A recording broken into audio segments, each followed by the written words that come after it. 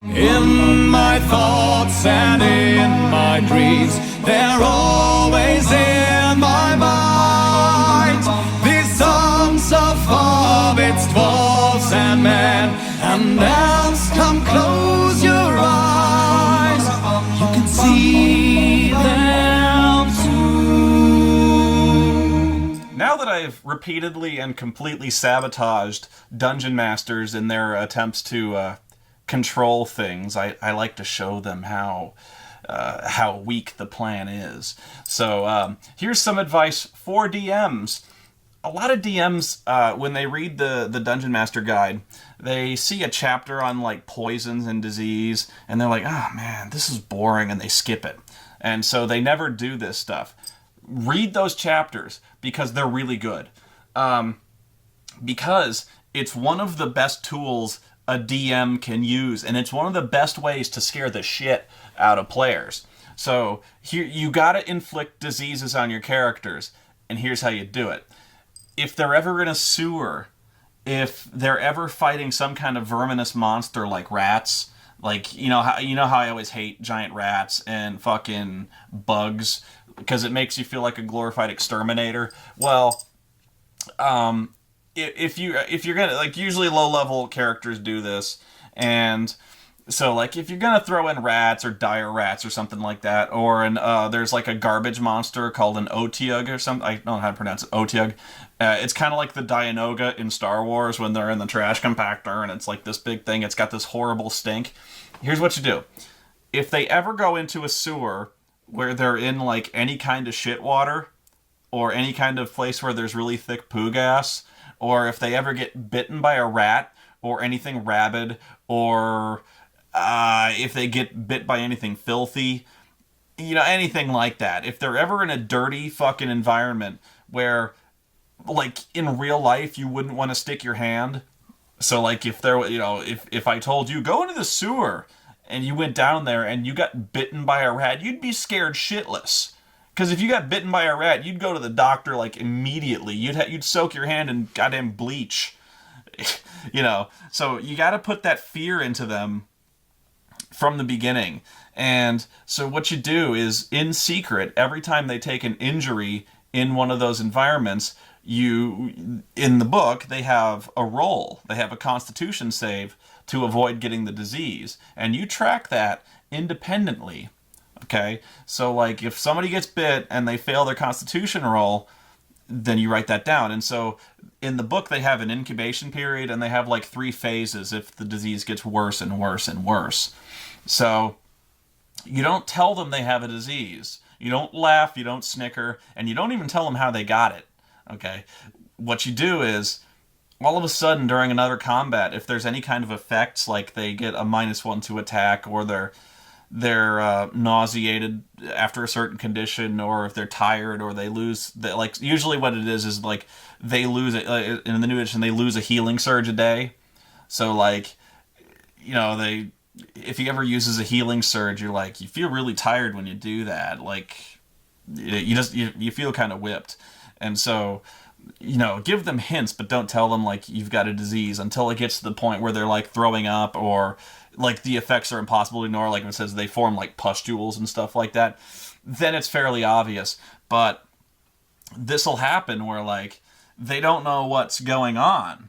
They're like, why am I tired? I don't know. And so like there's actually some kind of paranoia.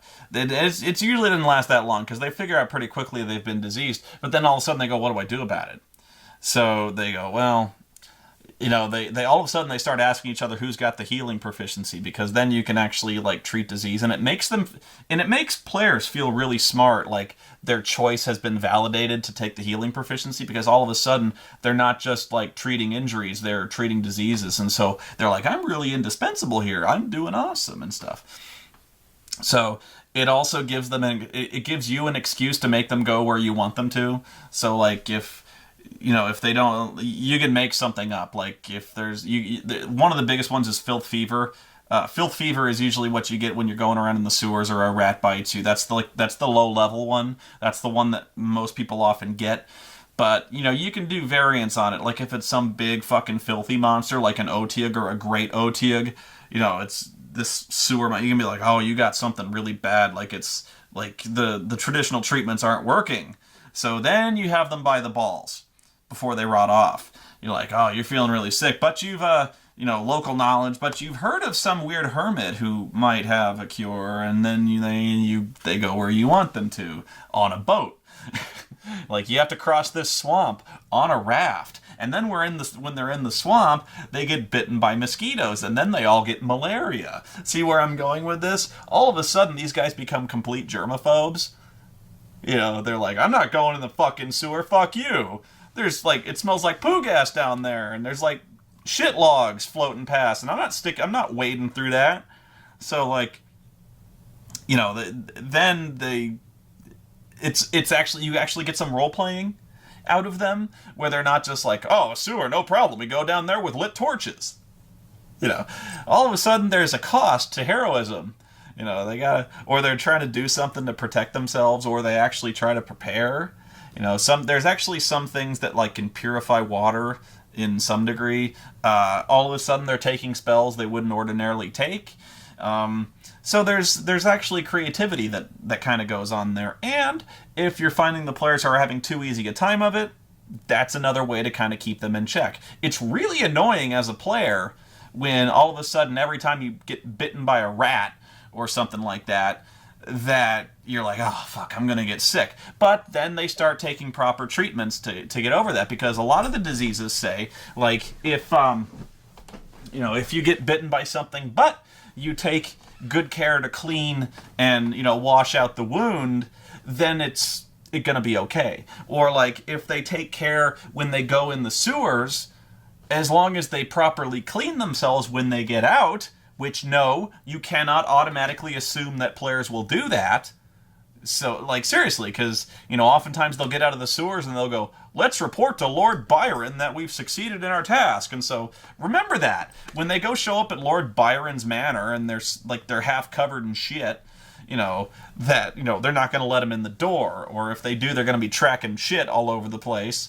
And then they're like, surprise, surprise, they got sick, they got diphtheria because they were hip deep in turds, in diarrhea water, and then, they didn't wash off for 8 hours, if at all, because bathing is actually not a big thing in medieval times, and so you should actually take note.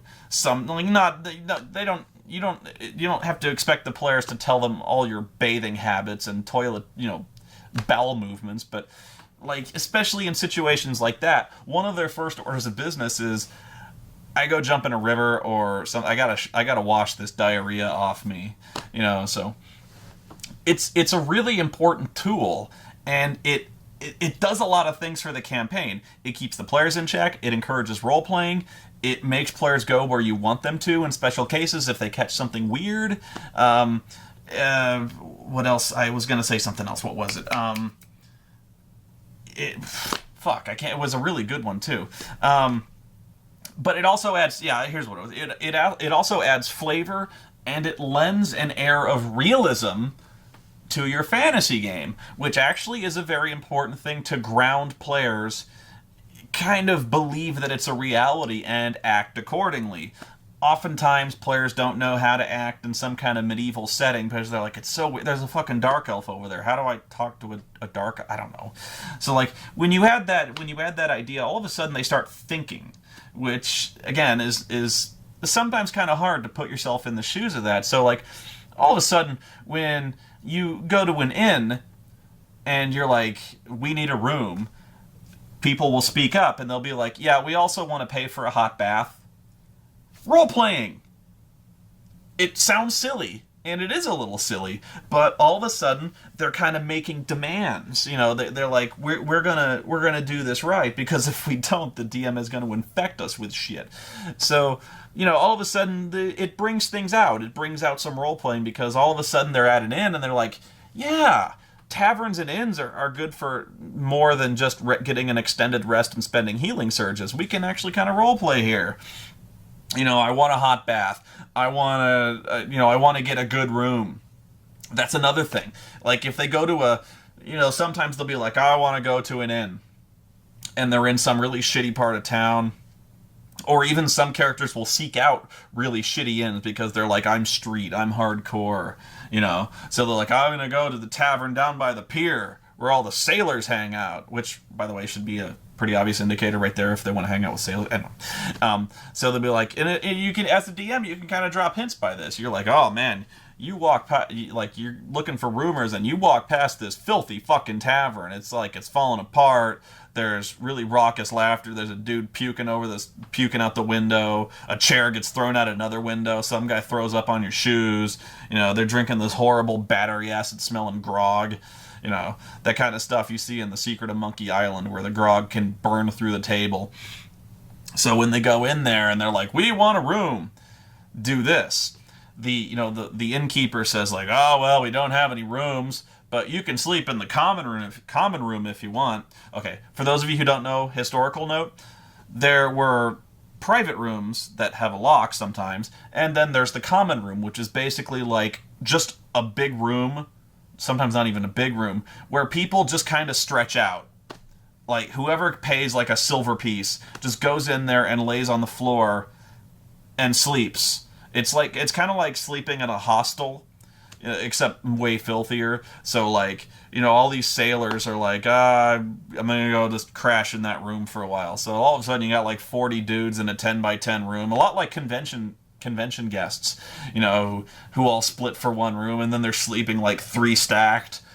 You know, when they're all using the same chamber pot, and like there's like some guys left their mattress there, and some guy sprayed diarrhea on the mattress, but you don't know that. When you get 40 dudes, not all of whom have bathed or have been wandering around in the sewers, or who work in the sewers, or who have been stuck on a pirate ship or something like that for 6 months. There's stuff you can catch there, not the least of which being lice. So all of a sudden, like, you can start dropping hints like, man, you itch all over, dude, or like, you got crabs, bro, or, you know, all of a sudden, so like you got really bad lice, and you're like, the player just looks at you like, you motherfucker, you know, like, sometimes they won't care. It's like, okay, I cut my hair off. Okay, but, you know, it's another thing that players will be careful about. Like, sometimes they'll be like, yeah, I'm going to save money, I'll go to the common room. And most DMs will just be like, okay, the evening passes without event. You wake up, no. Make them pay that extra money. And oftentimes, if the innkeeper sees that you guys are kind of frou-frou, or it looks like, you know, you have money, or you've got really fancy armor on, you can even have the innkeeper go like, well, you can pay for the common room, but I wouldn't want to go in there. There was some guy with massive taco shits, you know, like just stuff like that, you know. And so you can gouge them for money, potentially, like 5 gold pieces if you want the only room left, you know. So, and then you can actually have the players, if they're creative, can try to work like intimidation or diplomacy or haggling or stuff like that. Role playing. So I guess that's really what it's about, is partially a new kind of weapon that DMs can use, and a good one. It's one that doesn't seem unfair. That's a big thing when it comes to players. Players can tell when you're picking on them, but this isn't one of them. This isn't stealing stuff from them to get them to do what you want. It's perfectly fair. Like, they can't argue with that. You know, all of a sudden the priest says, sorry man, you've got stage 3 filth fever.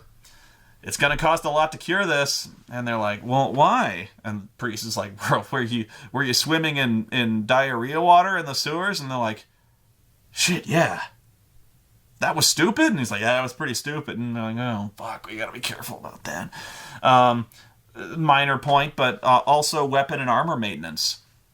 You know, when you're walking around and you're in the sewers, stuff gets ruined. You know, all of a sudden, like, say, like, well, you know, you were walking around down there, and sometimes all the scrubbing in the world ain't going to get that shit out of your chainmail or your leather armor, which kind of soaks in there. Or if they're wearing padded armor, it's ruined, bro. It's just gone. So, you know, if they go into the sewers, they might have to kind of reconcile themselves with the fact that they're not getting that stuff back. Or they're going to have to throw it out, else they be deemed El Stinko forever. So I guess that was as much about how to deal with sewers as much as it was with the diseases in the DMG. But a lot of people gloss over that, and they shouldn't. because it's really useful. So yeah, there you go.